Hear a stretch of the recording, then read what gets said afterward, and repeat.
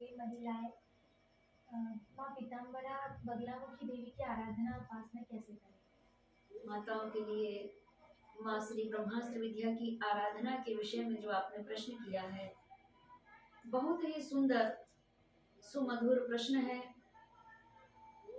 और इस विषय को लेकर के माताओं के फोन कॉल्स भी आते हैं और कहते हैं कि मैया, हम अपने गृहस्थ सुख में हैं और इस गृहस्थ आश्रम में रहते हुए माँ बगलामुखी देवी पीताम्बरा की आराधना किस प्रकार की जाए और उसमें क्या क्या सावधानियां हैं।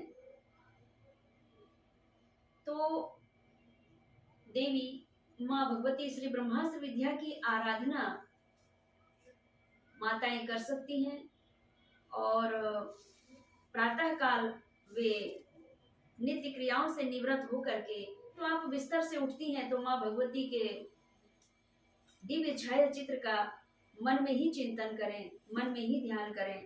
सोते वक्त भी आपको माँ भगवती का ही चिंतन करके सोना है। हे माँ, मैं अपने आप को आपके श्री चरणों में समर्पित करते हुए निद्रावस्था को प्रवेश कर रही हूँ। यह ध्यान करते हुए माता जी के श्री चरणों में अपने आप को समर्पित करके और फिर निद्रावस्था में चले जाए। और फिर ये भी रहे भाव मन में कि हे मैया, निद्रावस्था में भी मेरी जितनी श्वास चल रही होंगी उन सभी श्वासों में आपका ही नाम चिंतन हो, आपका ही नाम सुमिरन हो। मेरी प्रति श्वास आपको समर्पित है। इस भाव से जब आप माँ भगवती को अपने आप को समर्पित करके और जब फिर निद्रावस्था में जाती हैं और फिर निद्रावस्था से पुनः उठती हैं तो भी माँ का चिंतन करें।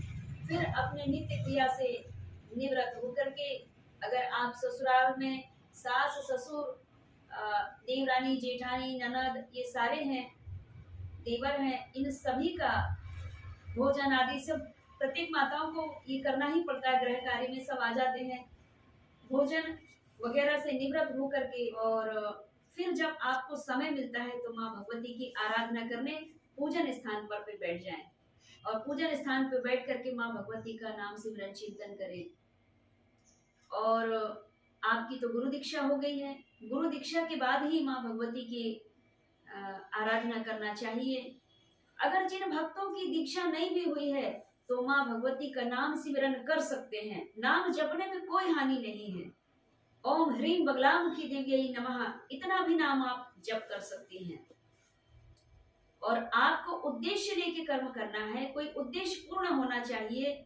और इस कार्य हेतु आप माँ भगवती का चिंतन कर रही हैं तो माँ भगवती के जो साधक साधिकाएं हैं, दिव्य साधक सिद्ध महापुरुष हैं, उनसे आप आज्ञा लेकर के, अनुमति लेकर के और फिर माँ भगवती का नाम चिंतन दीक्षा लेने के बाद करती हैं तो आपको शीघ्रता पूर्वक शुभ मनवांछित फल की प्राप्ति होती है।